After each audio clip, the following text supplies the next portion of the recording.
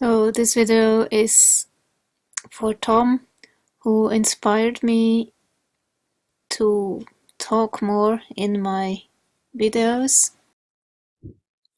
So this is really important. It's not lack of character. You try to fit in, you try so hard, be like everybody else. You're sensitive to sounds, to smells,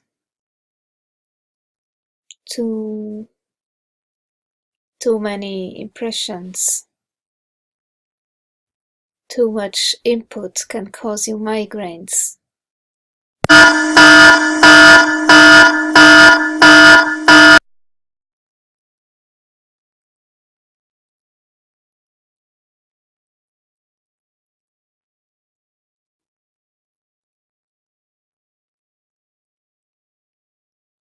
Yes, this is absolutely true for me. Even in kindergarten, I always went to the drawing corner, and I was afraid to go to another corner where somebody else was. I just wanted to draw, that was all, by myself. There was silence.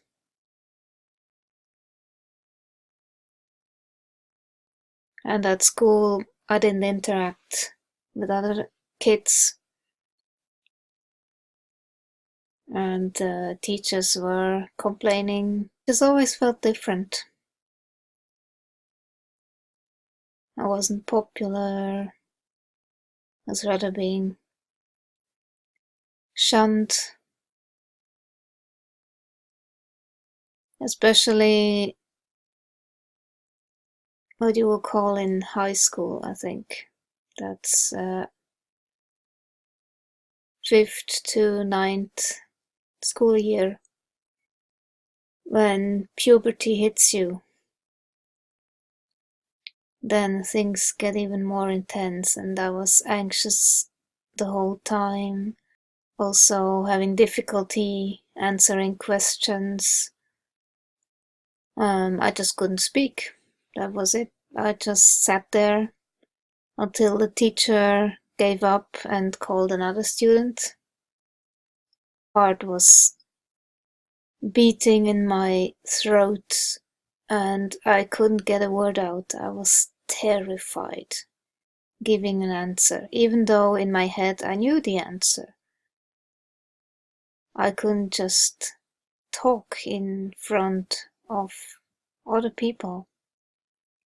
One-on-one, different thing, but it depended also on the person, totally. One needs to feel welcomed and understood. Then you can relax and open up. If I felt judged or made feel ashamed, I just shut down. I felt much more comfortable being in a library. There were people too, but they were mostly silent. They were reading themselves, not bothering me, not watching me.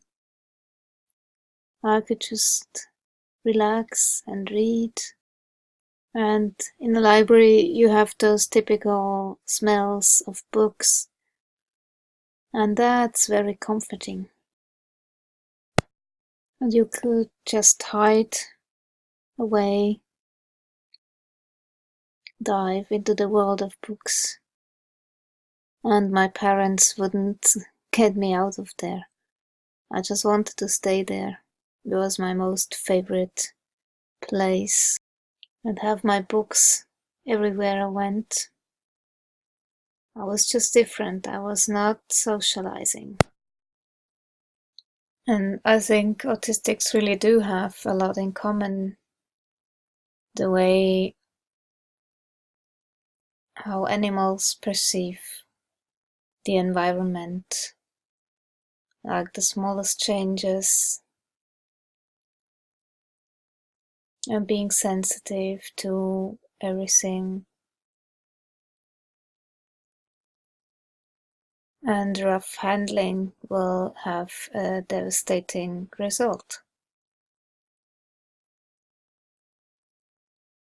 Being screamed at or even physically punished, it doesn't help the cause at all. It's much better for people to stay calm, to wait, give the necessary time, not criticize,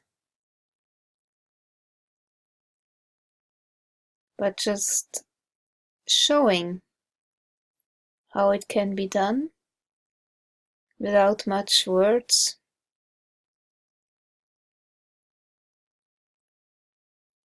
and giving examples. So a picture can be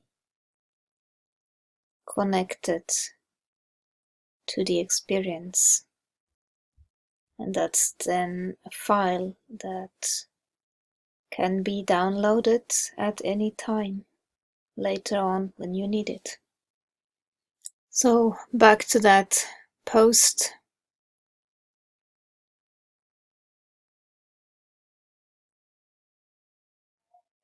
It's not trauma-based. Autism is not trauma-based. It might be that later on there is trauma on top of autism because you're different, because you don't socialize the way other people socialize. So that invites bullying, which is the worst. And from that you can have a trauma.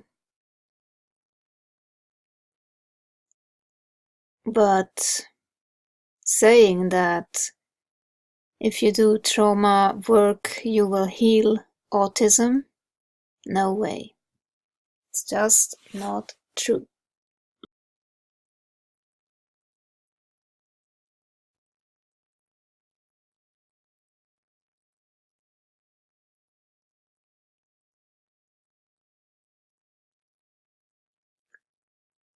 So this is quite another experience. For me, it's more if somebody talks to me on my left side and at the same time somebody else is talking to me on the right side. It's just gibberish. It's noise. I don't understand any of them. You can't focus at two people talking at the same time.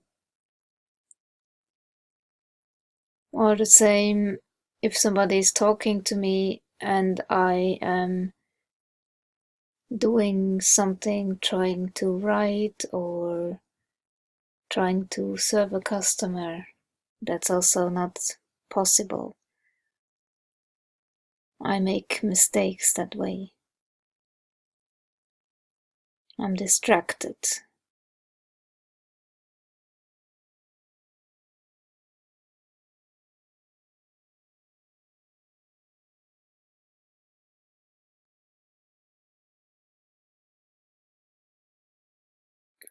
So I like this one in particular, how Temple Grandin is explaining it. It's really like that for me as well.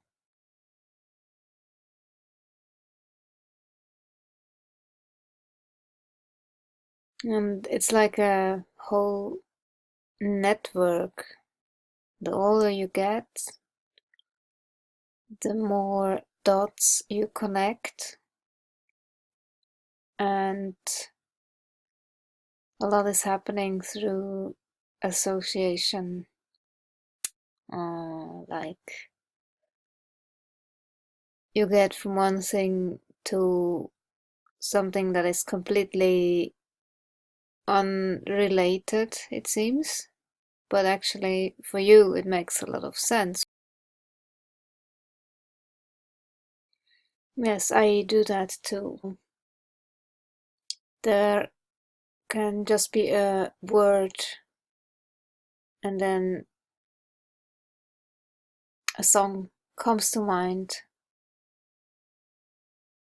and then I hear the melody. Somebody says the word countdown, then I remember the song.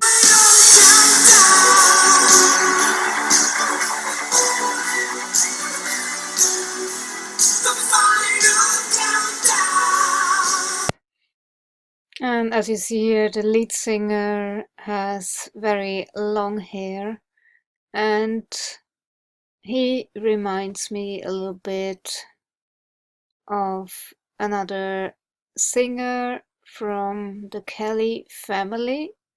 So you see, my mind will wander right there. And this is another song I really like, even though it's a bit silly, but the melody is nice and they have good voices.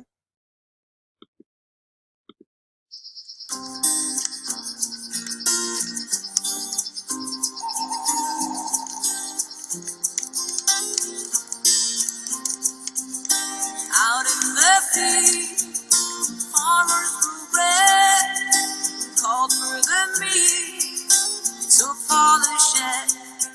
The dark came to fall, silence was all, beauty shone bright, surrounded by light. Come on now, I fell in love with the melody, I fell in love with her eyes, fell in love with the melody, don't you know the sky.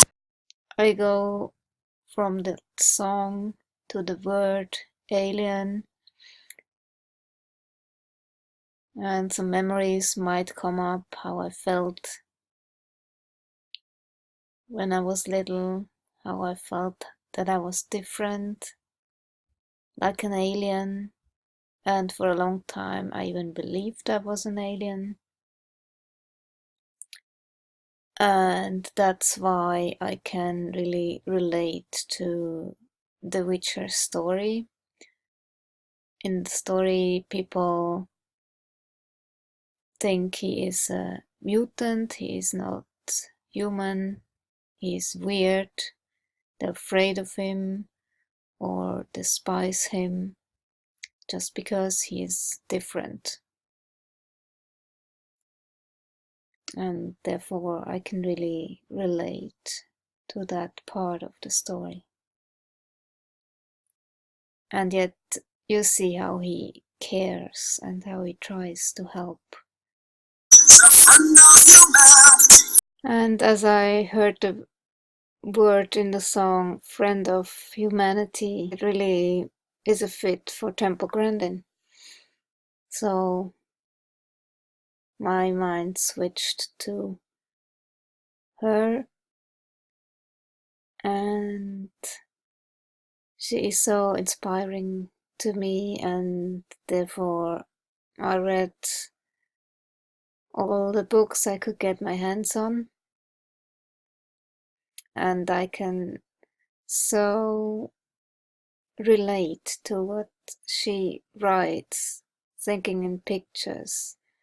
Yeah, and that's where I learn about it.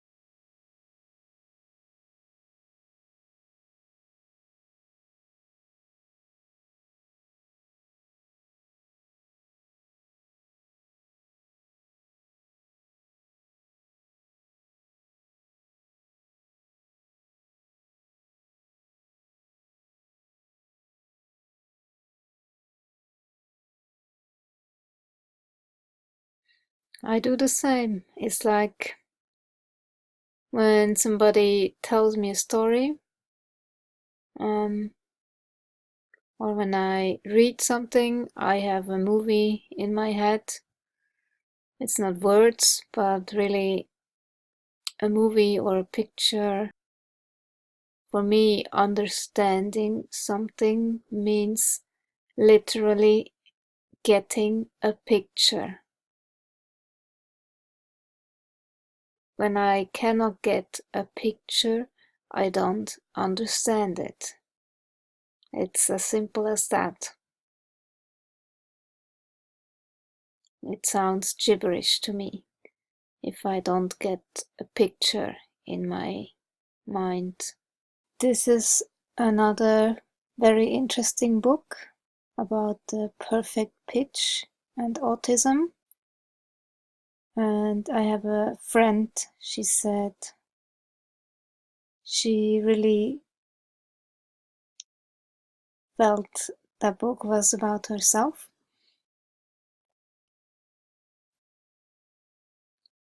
I have some type of perfect pitch in my ear, but cannot necessarily sing in perfect pitch.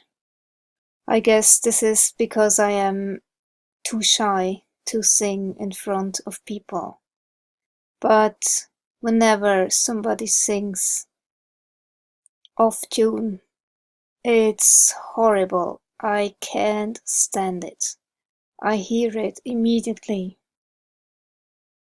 and it makes me kind of annoyed.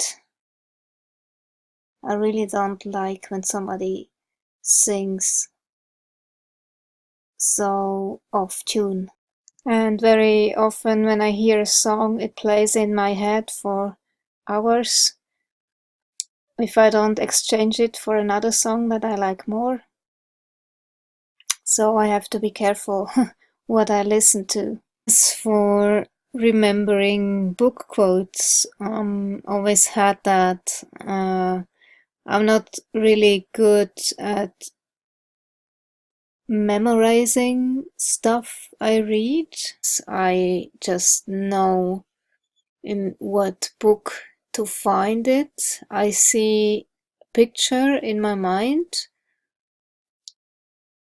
of the book and on not exactly what page number, but I know if it's on the left or on the right side of the book, and more or less if it's at the end of the book or in the middle or at the beginning. And that's how I can find book quotes, so I help myself. If I don't know how to express myself, then I use the book quotes because they explain exactly what I mean.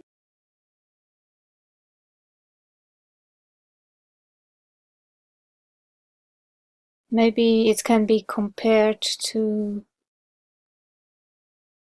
mobility. Like first a muscle is stiff and then you start training it, you start using it, you start stretching it, and then it becomes more flexible. And that's similar to my experience, how I used to be and how I am now. Way more experienced, how to interact with people, and not so anxious anymore. And I lost my shyness, and that's the biggest thing. Hey, I can't. Yes, you can. I can't. Why not? So much later I found out I was also introverted. This was before I knew I was autistic, and that already helped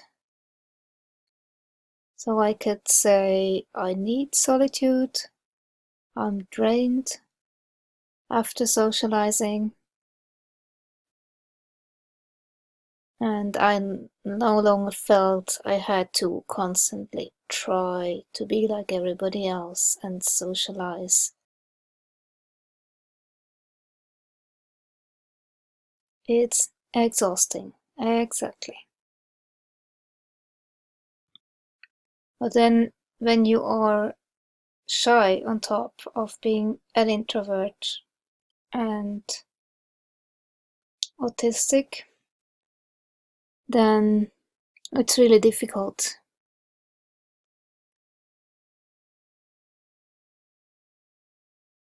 It's indeed crippling, really hard. You avoid situations, you are anxious all the time. Now it's really quite different.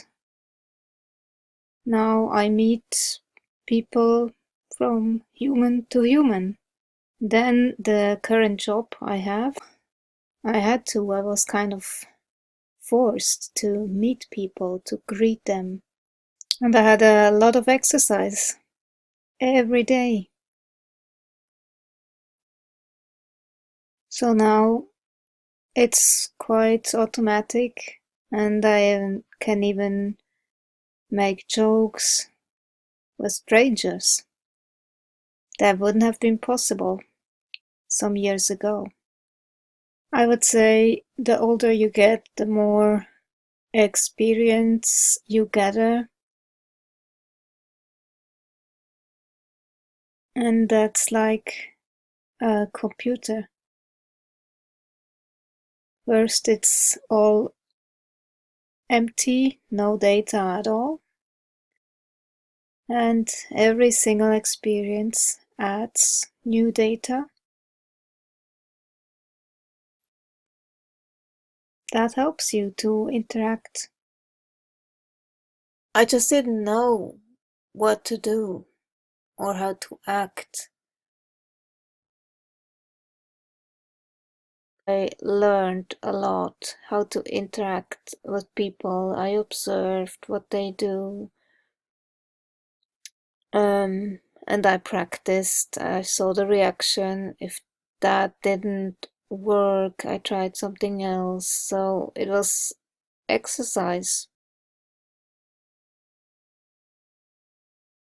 And by now, I also know how it feels like on my face. Even smiled at myself in the mirror to see how it feels like and how it looks like. I think that helped a lot. Smiling. People like when you smile. So I try to just smile a lot.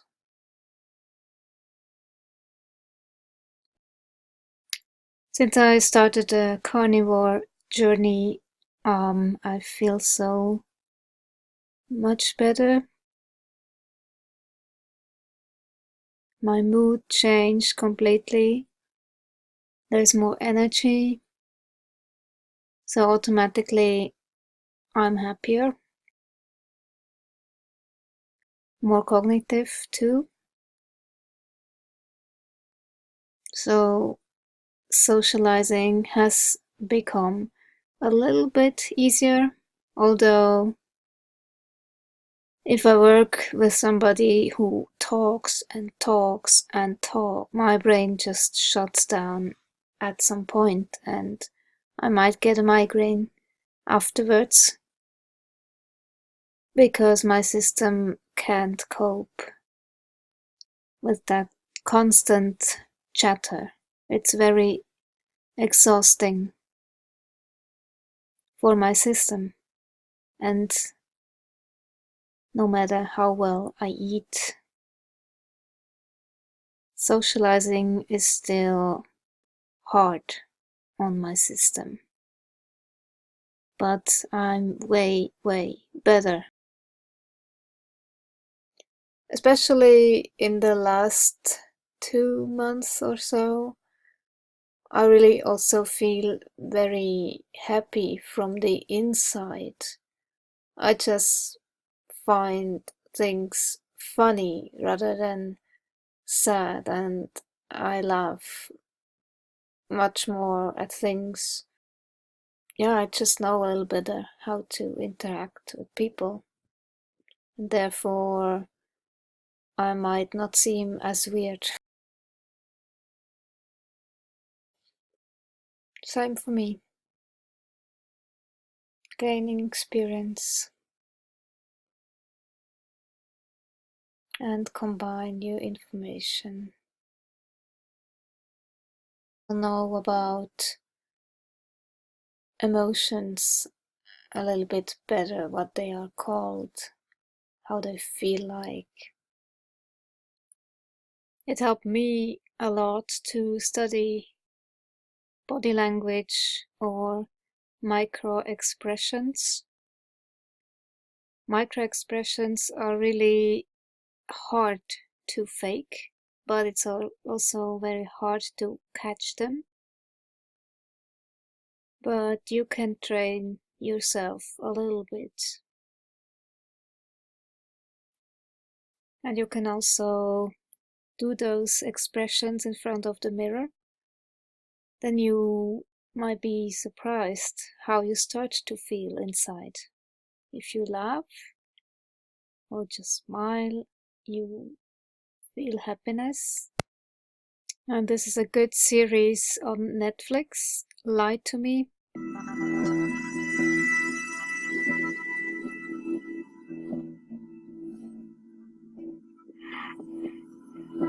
I've instructed my client to remain silent.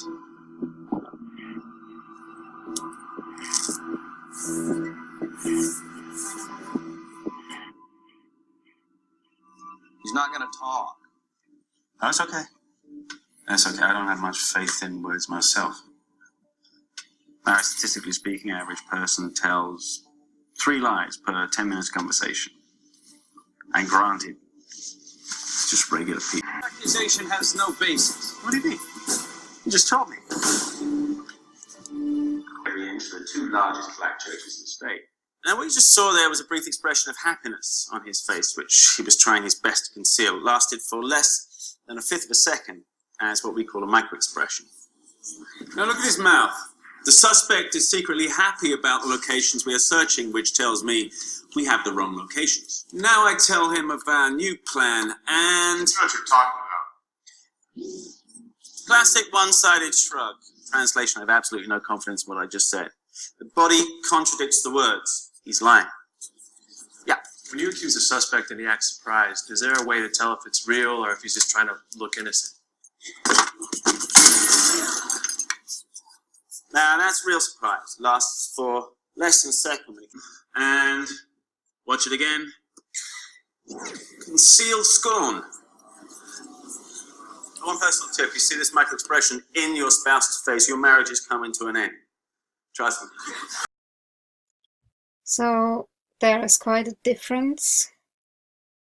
Much more activity in the Asperger's brain, as you can see. This is at least how it feels like. The older you get, the more you learn, the more you are confronted with situations or things you read, what you see, what you observe. Then you make all those connections, connecting the dots, making file after file.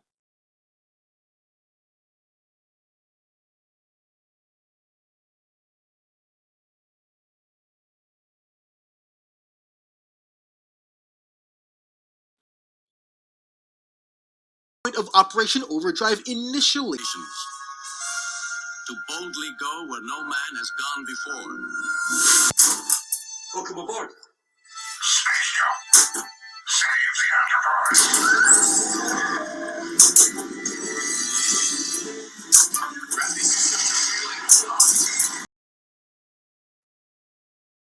2 days ago, I just couldn't fall asleep. It was going on and going on. And this is really quite an interesting article about brain scanning and the differences between neurotypicals and autistic brains.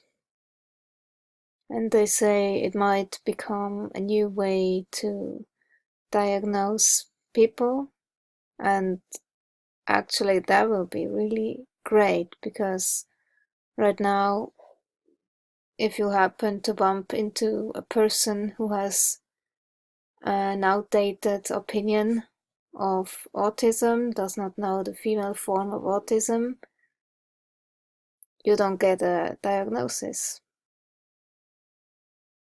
And you lose money that way, and you don't get the help you could need. So this is a great channel if you want to learn about autism. I'm in Carol's group. The number one thing I want you guys to take away from this video, it is how masking, although it has helped you in your life to get to where you are, you right now might be watching this in your 30s, 40s, 50s, 60s. Masking has made life manageable for you up till now, so it's probably served you in some capacity just to navigate life. However, because you have learned to mask to such a degree, you have now basically overwritten your natural instincts with habits that make you appear to be neurotypical. So where this causes a problem is the vast majority of your ASD evaluation is based on your behaviors alone, not how you answer the questions. So yes, the psychologist is going to go through a process of questions with you that might look at your IQ, might look at all different kinds of things. But really what they're actually paying attention to are your mannerisms and your behaviors. How do you look to them? If you have learned to mask all of your autistic traits, behaviors, repetitions, stimming, you've learned to do the eye contact as, you know, the way that we're taught we should. If you have learned all these skills, it doesn't matter how uncomfortable it makes you. It makes you look neurotypical to a psychologist. And so what you need to do now is you need to unlearn these behaviors that you have learned for decades. You have to come to the point where you can remove the mask in these areas, because if you go into that appointment behaving like a neurotypical person, you will not be diagnosed with autism. And if you know that you're autistic, you have to unlearn the behaviors that are making you appear to be neurotypical. Otherwise, you will not be diagnosed the way that you're hoping to be. So if you're wanting an accurate diagnosis, you have to remove the masks that you are wearing so the psychologist can actually see who you really are, how you really feel, how you really think. And that's why I said you should take a couple of months going through this video over and over and over again in order to make sure that by the time you get ready to do this meeting, you have removed all of the masks so they can truly, legitimately see who you are. And at that point, if you don't receive an autism diagnosis, it very well could be that number one, you're not autistic, or number two, the psychologist is really not trained in ASD diagnosis for adults. And that is extremely likely, especially if you score really high on the ASPE quiz and you've watched lots of my videos and you're really resonating with autistic culture and with me, and you're in ASDV, my Facebook group, and you're really resonating with the people there, and you're certain you're autistic, then you don't necessarily want to take the evaluation findings that say, no, you're not autistic, you just have BPD. You don't want to just run with that if your gut instinct tells you that's not accurate. You want to really make sure that the diagnosis in the end is sitting right with you before you just accept that.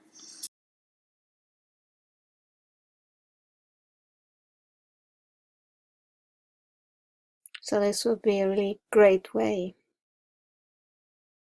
for new diagnosis and completely independent from any human therapist who might be opinionated or something. And this makes clear no size fits all.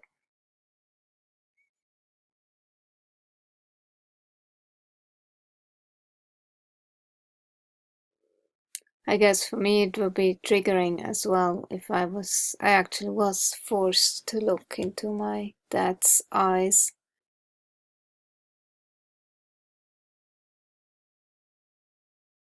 For us there's always picture, a movie, very colorful, but not just plain words. That seems kind of naked. But that's just a different way of thinking. Yes, this is what it is.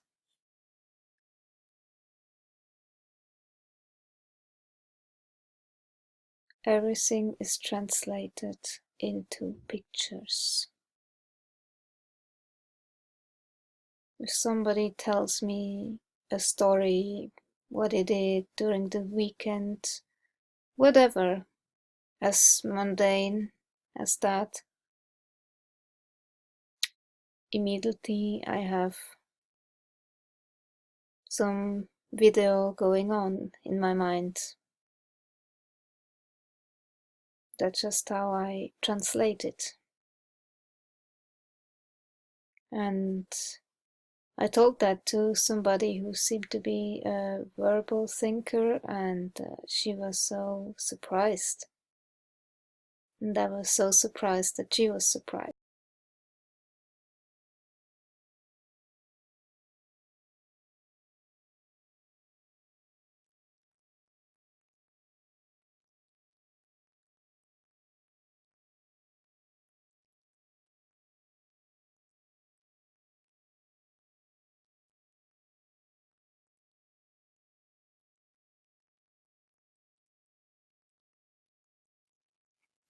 Yeah, so this is absolutely true for me.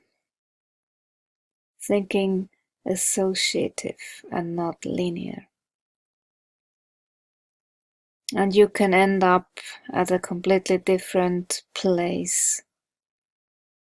And I am so glad I found this from Temple Grandin, how she describes it, so now I understand what it is that my brain does.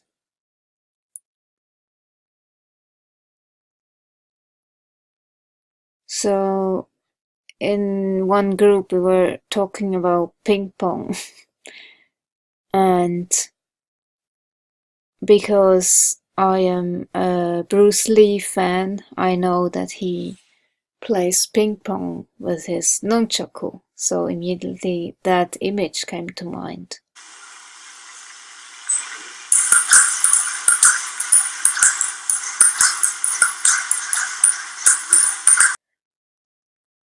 And because Bruce Lee was a martial artist, I connected that with somebody in the group I know who does martial arts for a really very long time.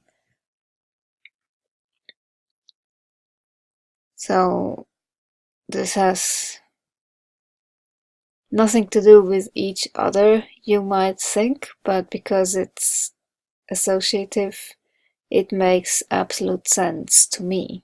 It's all connected. And that's the point. Connecting things. I need to make a connection I can relate and understand. Once it clicks, then it no longer causes stress. So those associations are really also a tool to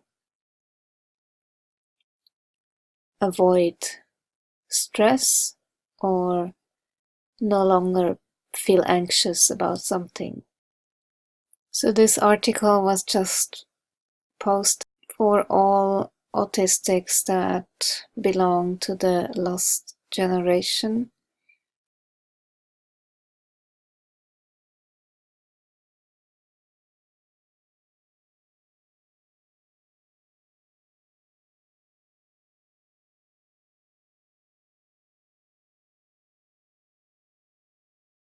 Those that were born in the 70s, 80s, when autism was not so well known, and then at school you struggled and you didn't know what was going on. Everybody else was fine, but you were the one that was struggling, and teachers were thinking you were lazy or a dreamer, and you felt so misunderstood, which added trauma to autism. The issue is that you feel so exhausted being around people with everything that's going on. Everybody seems fine, and again, you are the one that is struggling, and you think, how are they doing it? How are they managing so well? And you feel weird, you feel different. And that's the most important thing that happened once I realized, okay, I was autistic. That was really reframing my whole struggle, my whole experience as a kid at school. I was suddenly understanding why.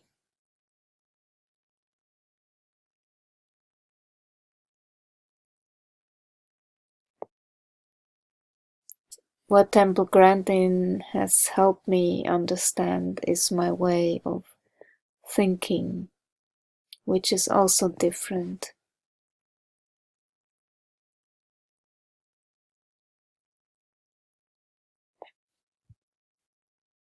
And that's the key point.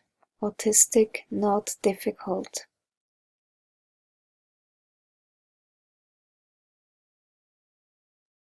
And many of your reactions are sensory based.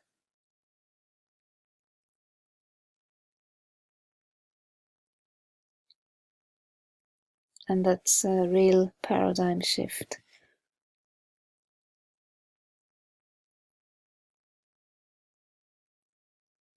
And then you no longer feel ashamed of your behavior. You understand that this is just who you are. And once you know about your autism, then you can act accordingly. Have a single room. So I can for sure have a night all by myself and a place where I can go if everything is too much. And I will not attend any meetings of the company I work for the same reason. Because I need that solitude. Then I can function well. If I have that, then things are fine. And this is very important when you know your needs and how you function best. Because you know you're autistic and you can feel overwhelmed by things. And then you know you need solitude to recover. And that way you don't feel guilty.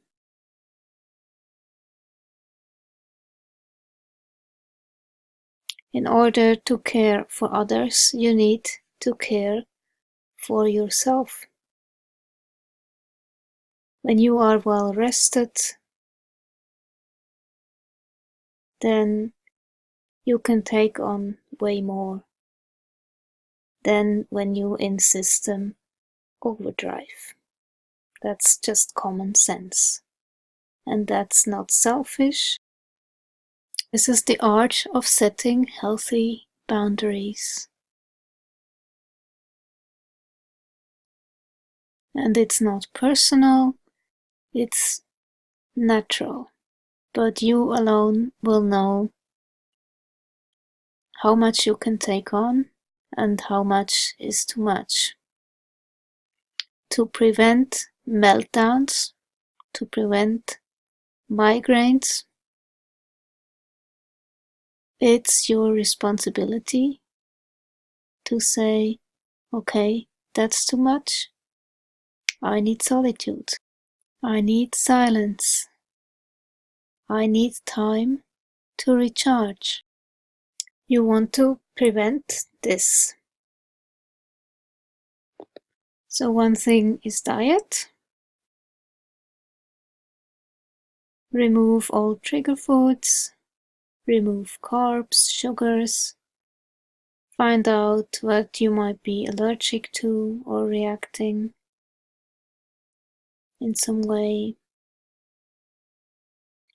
And carnivore diet makes it really simple. It's so simple. Sleep is really important. The sleep quality.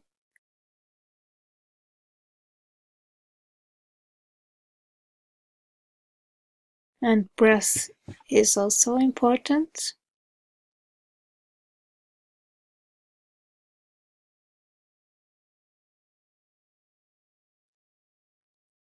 Yeah, I used to have that too as a child. You are bombarded by everything on all levels.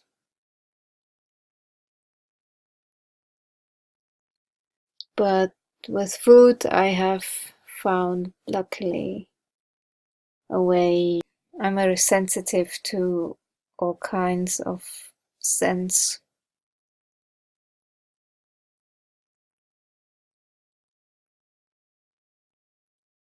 Essential oils in particular can be too strong, or some types of aftershave. Then there is the physical touch.